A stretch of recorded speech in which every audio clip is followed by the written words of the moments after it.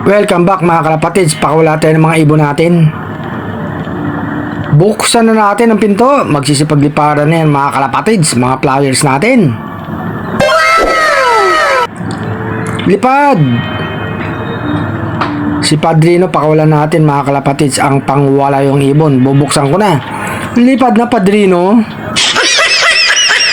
Ayun mga kalapatids, yung mga alaga natin nagsipagliparan na. Maganda naman ang panahon mga kalapatids. Walang ulan.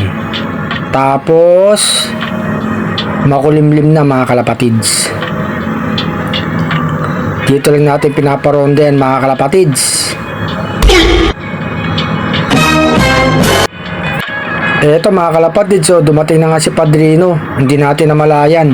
Isara ko na. Kasama niya pa yung magandang ibon ha. Eto yung mga ibang ibon natin mga kalapatids. Mga hingal na hingal. Parang papapicture lang ha. Andito yung anak ni Padrino. Ayan mga kalapatids, yung dalawa. Yung isa nagbubong. Bigyan ko na ng pagkain si Padrino mga kalapatids. Gutom na yan, nakaronda. Tubig mo tanggalin ko. Palitan natin ng bago yan. Bigyan ko na ng pagkain tong bahay pigeon mga kalapatids. Siyempre ang katabi niya si Black. Bigyan na natin magpares mga kalapatids para makapagsubo. Andyan yung dalawang inakay.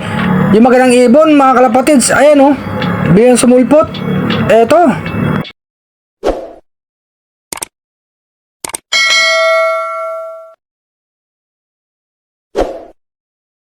Nasa loob na mga kalapatids. Ang bilis pumasok itong magandang ibon ah.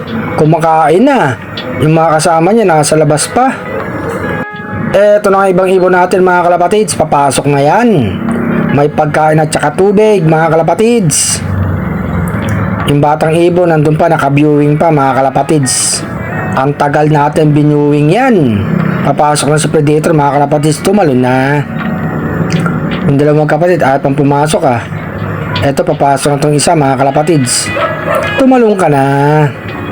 Susunod tong isang ibon natin mga kalapatids. Baba na. Yung isa andun kasama ng tatay niya si Padrino. Tumalo na tong isa mga kalapatids. Etong isa na lang. Mga kalapatids, eto na yung mga ibon natin. Nasa loob na.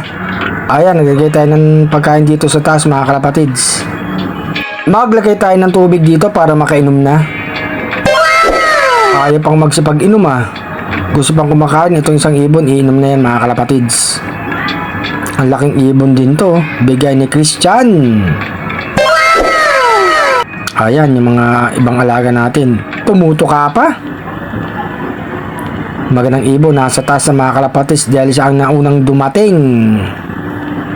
Bigyan ko na ng tubig to para makainom na at makapagsubo na mga kalapatids.